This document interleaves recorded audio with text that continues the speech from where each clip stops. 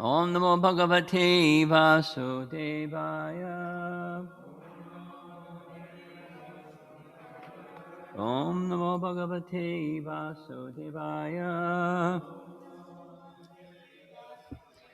Om Namo Bhagavate Vasudevaya.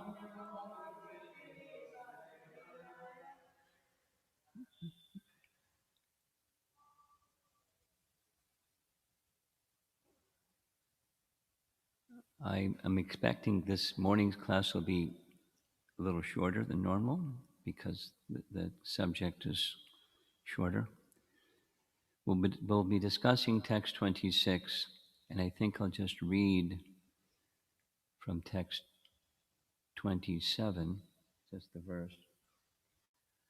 But before we begin, there was a topic from yesterday, which was continuing from something before, the various forms of the Lord and various forms of the residents of Vaikuntha.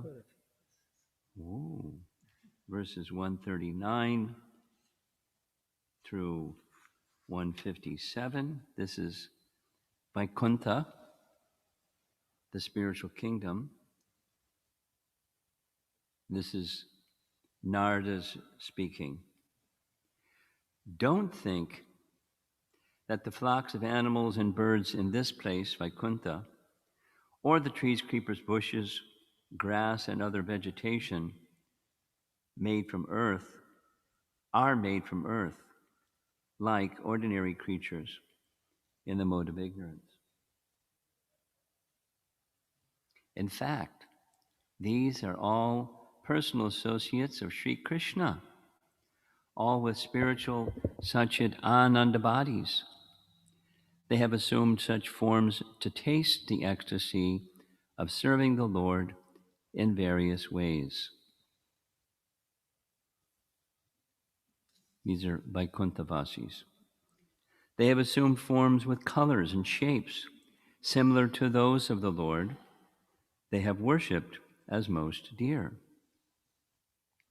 Having each attained sameness with a particular form of the Lord, they have gained the opulences of various kinds of bodies as sages, demigods, fish, tortoises, human beings, and mystic seers.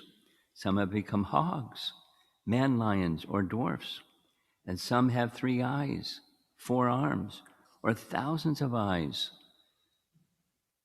like the Mahapurusha.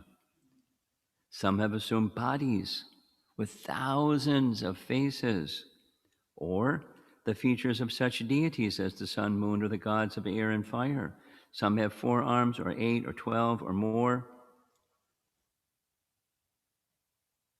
and various kinds of dress, ornaments, symbols, or other attributes. Long purport.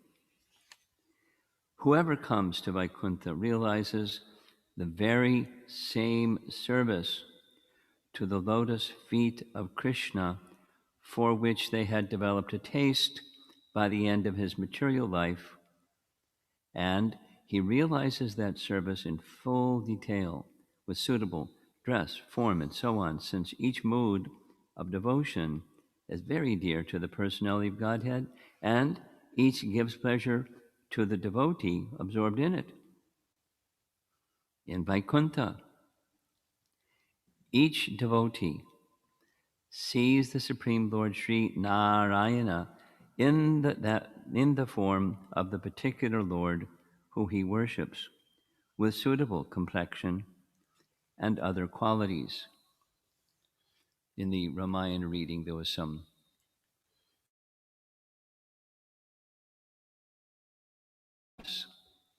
Lord Ram is described as being green like freshly hewn grass, and sometimes he's described as being blackish.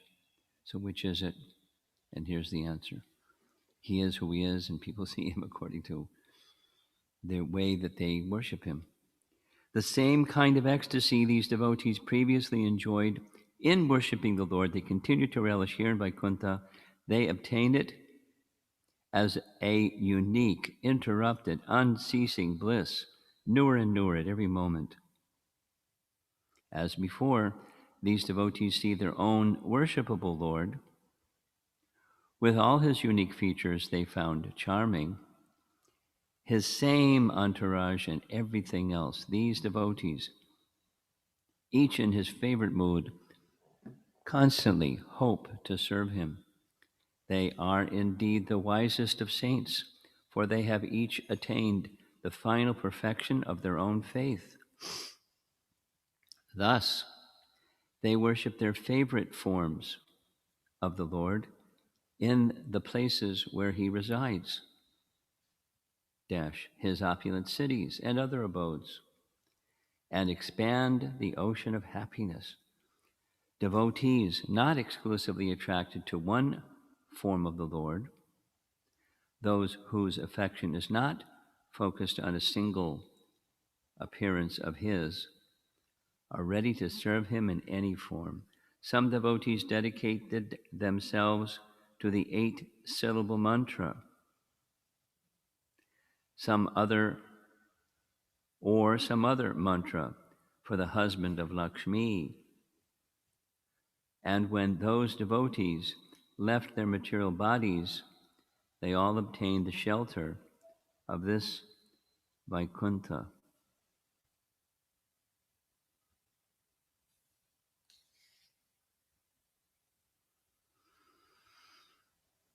It doesn't explain in the purport or commentary which is the 8-syllable mantra, but it simply says there are 5, 8, and 12-syllable mantras. Text 154. All the devotees in Vaikuntha enjoy the particular happiness for which they aspired and feel it greater than all others. This creates a hierarchy of tastes, but within it, a simultaneous equality. And then finally, in the Lord's appearance on earth, he shows similar varieties and equality. The Lord's forms are the shelter and the tree of the earth. Among them are Naranarayan and Dattatreya, and Parshuram, the son of Janmadagni, and Kapila. There are those who playfully assume the appearance of deities, and those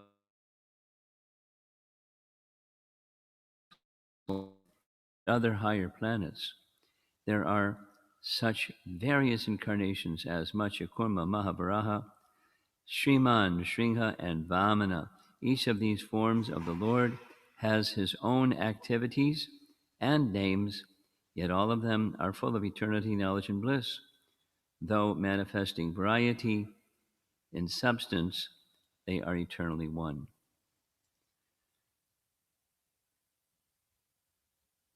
So that's a nice section. Chapter 4 from part 2. Brihat Bhagavatamrita, Vaikuntha, the spiritual kingdom. Okay. So now we're going on to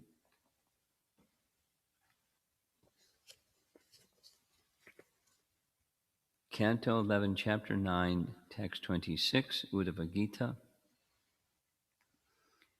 where the Avadhuta Brahmana says, a man attached to the body accumulates money with great struggle to expand and protect the position of his wife, children, property, domestic animals, servants, homes, relatives, friends, and so on. He does all this for the gratification of his own body.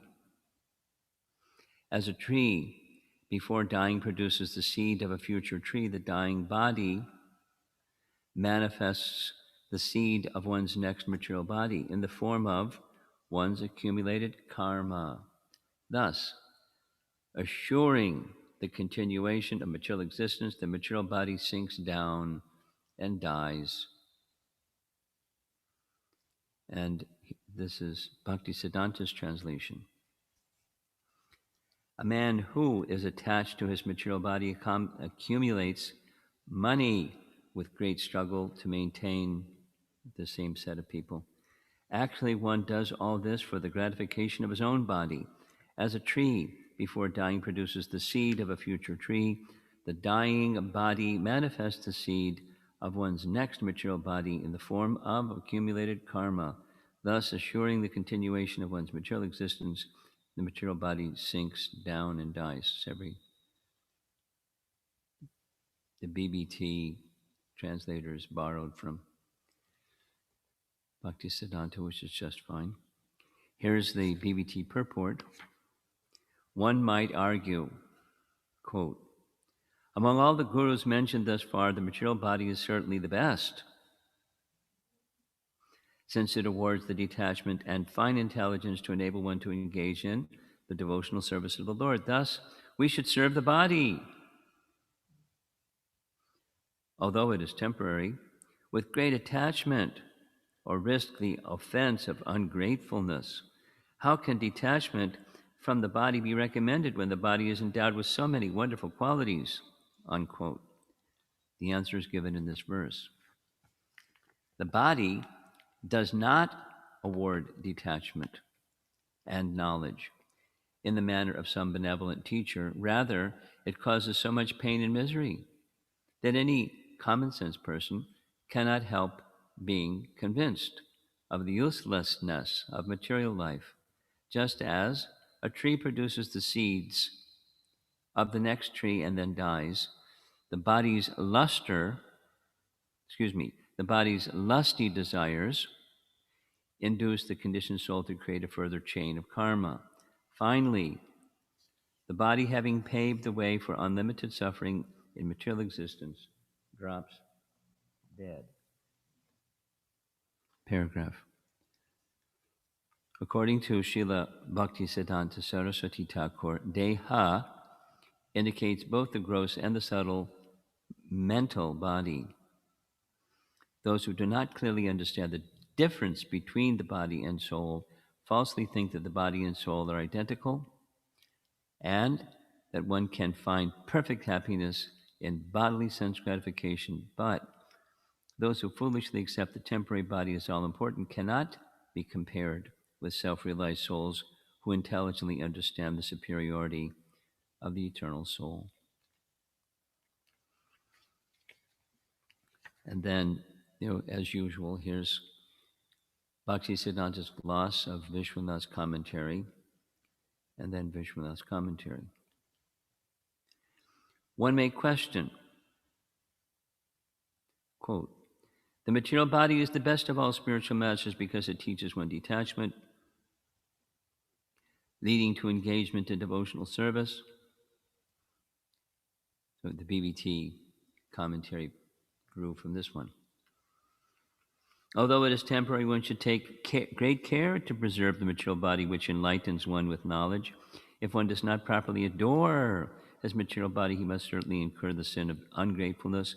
How can one remain detached from such a body? Paragraph. The answer is that the material body does not instruct one like a benevolent teacher. It teaches detachment by placing us in so much misery. A person remains busy expanding his family empire because he wants to experience pleasure from it. It is only due to attachment for his body that a person carefully maintains his family members. In due course of time, the body will lose all capacity for material enjoyment and then lay down and die. A person's karma creates the seed of his future life and thus forces him to continue suffering in material existence. When the seed of a tree is ripe, it falls. The same principle applies to the material body. And we'll end with Vishwanath's commentary. A person with a desire to please the body expands himself and nourishes his wife, children, money, animal servants, house, and relatives. In the end, the body with its accumulating wealth then dies with difficulty after creating karma for another body, like a tree which produces seeds and then dies. The body, the best amongst all gurus, giving bhakti yoga, detachment to discrimination, though temporary, should be engaged in service with the greatest attachment. To do otherwise would be a sign of ingratitude. Then, why do you say you are unattached to the body?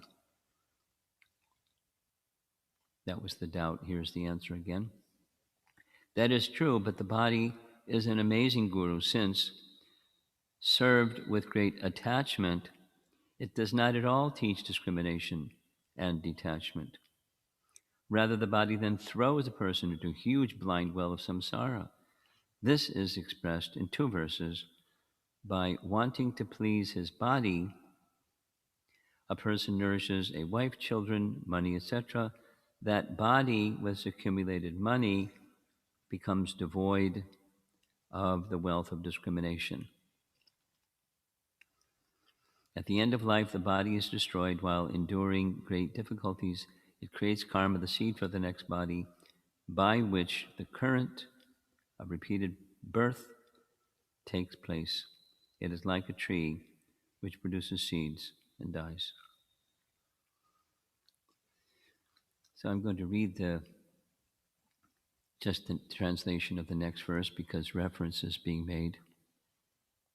And tomorrow's, the commentary is much longer. So we'll get started this morning.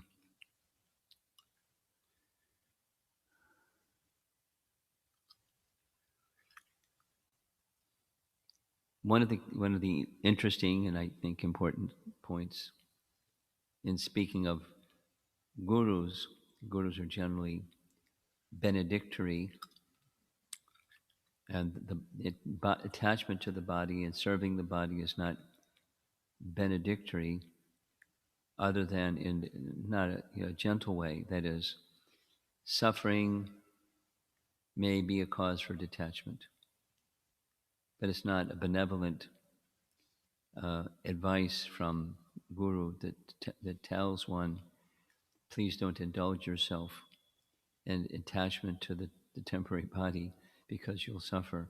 Rather, it does so by providing the suffering. So it's not the best of the gurus, but it does teach suffering. And supposing someone is in ignorance, they don't understand the suffering exactly until there's the loss or the old age and disease and death. There's probably a lot of us who are in touch with persons who, particularly in India, because of what's going on in India, the rampant pandemic effect. I'm getting many letters each day from people saying who's got COVID today and who's in the hospital. The symptoms are mild, but it's all over the place, and people are not just getting it; they're losing their life, and then then all the grief that goes with losing the relative. I'm sure you've communicating with people that are in, at least those from India. It's all over the place. That's the guru teaching. Now, Krishna is teaching that in Bhagavad Gita. And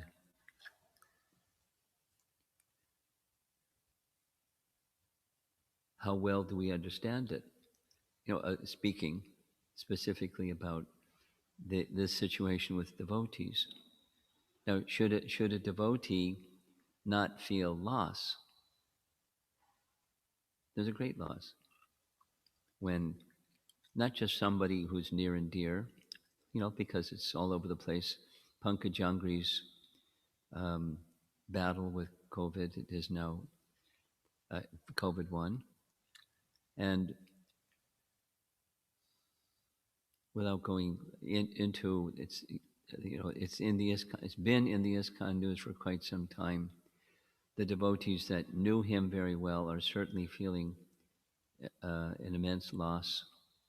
Those that only know him remotely are feeling something else, like sad, because there's a really nice quote that someone forwarded to me yesterday. Prabhupada is speaking with Tamal Krishna Maharaj, and it's not clear whether they're in the room or they're speaking about them, and they're not in the room, but he's speaking about Pankajangri and Janani Vas. And Prabhupada is simply filled with praise for them, saying, in simple language, they're good boys, they have no interest other than the deities. This is the goal of life, and they've achieved the goal of life. They're good boys. This is like years ago, obviously. From the get-go, that was their position, without all the details. And when the little grass hut where Prabhupada stayed, those of you that go to Mayapur, you know what I'm talking about. There was Prabhupada's place, and there was the deity's place. And they didn't stay with Prabhupada; they stayed wherever they stayed, but their life was with the deities. And from the get-go, and till the present time. So glorious. But at the same time, in Mayapur, with a life of singular focused dedication to serving Krishna in every possible way, and so on and so on. Departing in the holy Dham, surrounded by devotees, the whole world offering prayers and kirtan and so forth. I mean, very glorious. We're all going to depart. What will it be like when we depart? Probably not like that. Probably not like that. So very glorious. Yet, that there's the guru teaching us as Krishna teaches in Bhagavad Gita, the impermanence of everything. It's not just the body; it's everything. It's expansion from the body, the mind category. Gone. And is it so? Who's the guru? Is Krishna the guru, or is the body itself the guru? The body is teaching us indirectly, and guru is teaching us directly. We won't get the message. In other words, we won't get the message of what the body is teaching us without the guru. That's so. All of these, going back, I think in 2 mornings, because tomorrow morning is a long class, but in 2 mornings I'll just read Burijan Prabhu in his backward glance. That's a summary of cantos 11 and 12. Do you have a copy of that? Hard copy? No, I'm looking at Radha Krishna. I want to read, not tomorrow, but the next morning, this last section, chapter 9, summary of, because he has all 24 listed out with a short paragraph describing each of the 24. And then we can circulate that. I'll get it in a PDF and circulate it somehow. Damodar, you can send it to you once I have it.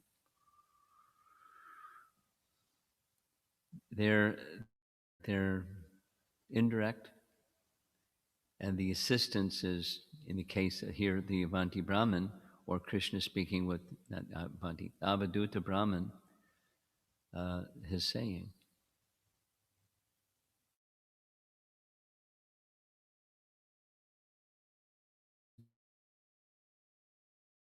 Knowledge and detachment lesson correctly. Because what happens if you don't have that, you learn something and then time passes. And what happens when time passes? We lapse back to being covered again, and because the attachment hasn't been complete.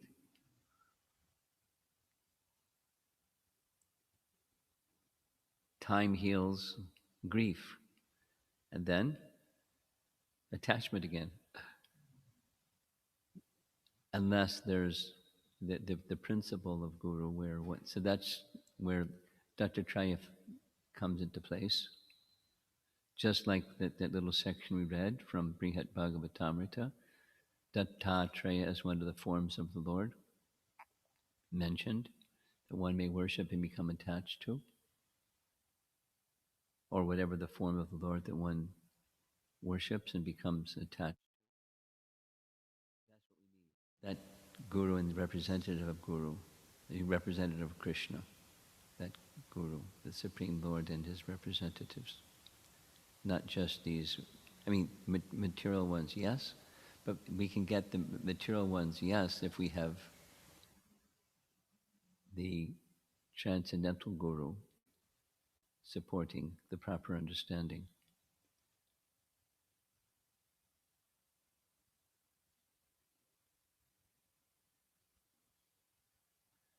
Okay, let's see if there's some discussion or comments from anybody.